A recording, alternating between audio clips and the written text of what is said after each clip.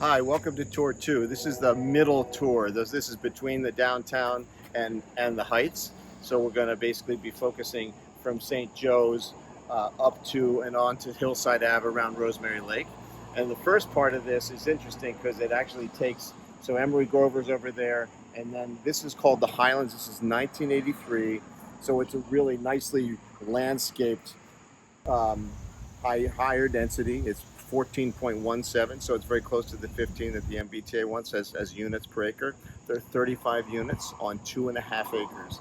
And so what's interesting about this is obviously it's beautifully landscaped and there's a lot of interesting building architecture. They divided up the 35 units into, I think it's 9 buildings that are 4 each, which is very good when you think about the value, because that literally makes 4 units. That's 2 end units and 2 middle units. So you have an equal number of end units and middle units when you're looking at these townhouses. They are townhouses. They're 2 bedrooms and 3 bedrooms.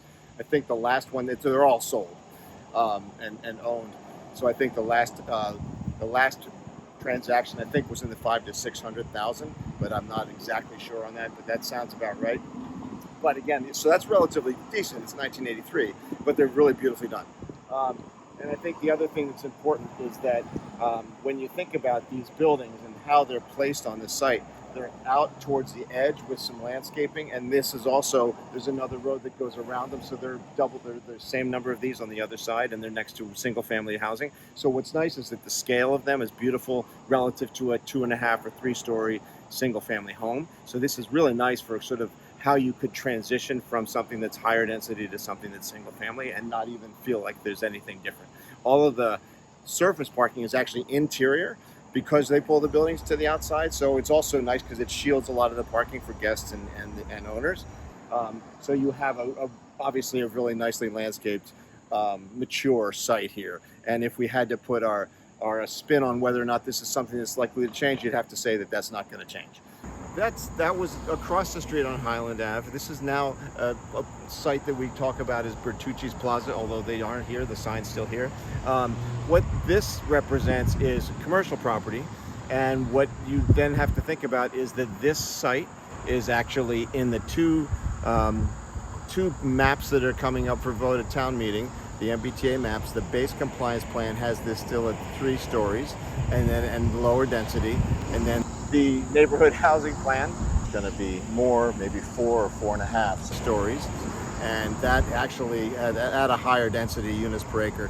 And so what that really tells you is somewhere in there's going to be an evaluation of whether or not this site, which is single story retail with open parking, so it's pretty suburban, will be likely to change. So what the challenges that someone would face, these are both owned by the same person, so this is not something that would be hard, except that when you have multiple tenants in these spaces, you have to figure out how you're going to terminate all those leases so that you can actually begin the project. You might have to move people, you might simply just terminate those leases, but that's a big challenge anywhere where you're going to have commercial that has multiple tenants. But I think in the case here, where you have the potential upside of 3 to 3.5 stories of higher density residential versus this 1-story suburban surface parking, I think that's a fair statement to say that this is actually an opportunity here that might pencil out for someone. Okay, this is 145 Rosemary Street. It's an office complex. So this parcel is about 5 acres, and it's all office space now. Chances of it turning into housing is really up in the air, who knows? But you'd have to tear all of this down. They'd have to be empty. They'd have no revenue for a couple of years. So I think, it's an interesting question, but there's no easy way to turn this into housing. It would, in the baseline scenario, it could be around 90 units, and in the neighborhood, it could be around 180. But like I said, the owners of this would have to tear it all down and want to be in the housing business, and I'm not sure that will happen. We're standing in front of Rosemary Apartments. There's 205 units here. It's very nice. People are very happy here. It's all 1 and 2 bedroom units. It's right across the street from Rosemary Lake, it's a lovely location. If the base plan is approved, they would only be able to build 125 units. They couldn't build the 205 that they already have. Also, if the neighborhood plan is voted, they could build maybe 250 units here to replace the 205. So once again, probably not likely. This has been here for a while and it's very well respected in town and people like it here. And having to evict 200 people would be not a great thing for sure. So I'm not sure what the owners will do, but I'm sure they think long and hard before doing much of anything. We're here at 100 Rosemary Way. This is Rosemary Ridge. It's 105 condominiums built in 1986. The buildings are 3 stories on just under 6 acres. So that comes out to almost 18 units per acre, which is a pretty dense development. The property was rezoned from manufacturing district to apartment A1 in 1973. And prior to that, we believe it was part of Carter's Mill. So under the current apartment A1 zoning, there's no inclusionary zoning requirement, so there's no need for any units to be affordable. Under the proposed multifamily overlay district, there would be an inclusionary zoning requirement. Being 105 different condo units, this has a low propensity for change. In order for this to be redeveloped, all of those unit owners would have to decide to sell, and that'd be a large outlay for any developer before they can even begin developing something new.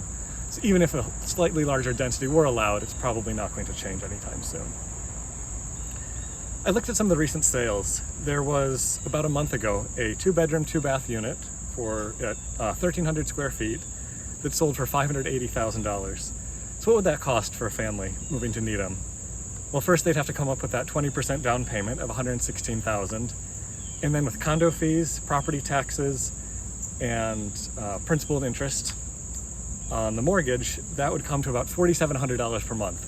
So even being some of the more affordable housing in Needham, it's still relatively expensive. And if you look at what experts recommend, a 30% income going to housing, that would mean an income of about $190,000 a year to be able to afford comfortably to live at a place like this. Right. We're standing in front of 495 Hillside. This is currently zoned apartment A1. What we have on the site today are 4 condos that were built in 2003. It's only a 0.31 acre lot, so that's 19 units per acre, which is relatively high density. The buildings are 3 stories, but because the lot slopes down, you actually have a pretty low height on this side of the street. So I think it fits in, even though it's a pretty dense multifamily housing unit, it fits in very nicely with the neighborhood here. This was rezoned as with the Rosemary Ridge apartments, the condos, in 1973. The units here are 2 to 3 bedrooms each. They have about 1,500 square feet. This is already built. We have 4 homeowners who are probably happy here, so it's probably unlikely to see any change in the near future. So we are about middle of the way up Hillside from Rosemary Lake towards west. What's very interesting about this zone is that it's got a lot of different things going on. So we just walked by Rosemary Lake Apartments and Rosemary Ridge, which were the multifamily that are just literally down the hill next to the lake. And now we start off at this end towards Rosemary Lake with some smaller commercial buildings, like the Needham Community Council's down there. And we have behind that where the office building was. What we are now seeing is a small commercial building in front of a 2 to 3, I think it's 3 stories, storage building. And that is a self-storage facility that was built in the early 2000s.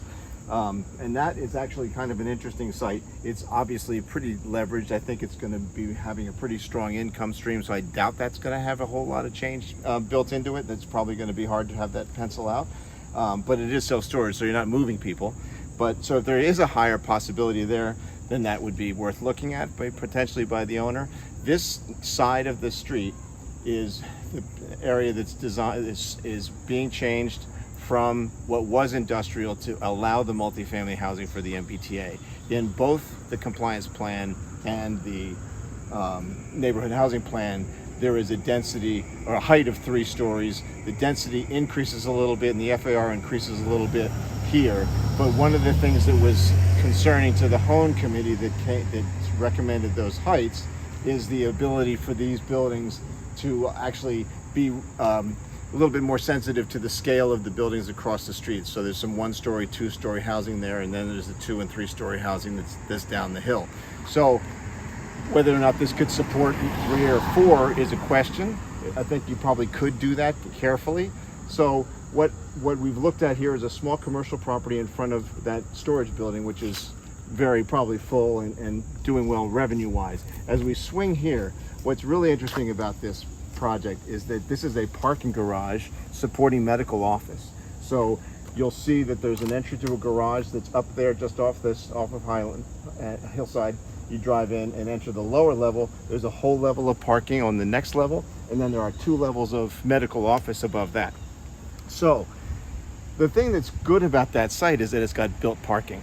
The thing that I think gives this an advantage to change is that you're looking at a rather large footprint that could actually have housing built on top. So you could take that office space, you might cut a courtyard into it because it's a pretty large footprint, and make a U-shaped housing that wraps around this and has the benefit of that parking, which is a huge benefit for housing. You probably have plenty of parking in there. You have 2 levels of parking. So all of this surface parking is probably over-designed for residential. It's fine for commercial, but if this were to switch to a multifamily project, you have this additional land area that could be additional housing that's even taller, that actually still has access to the parking, and you have the parking entrance down below. So this is an interesting project because of what's here.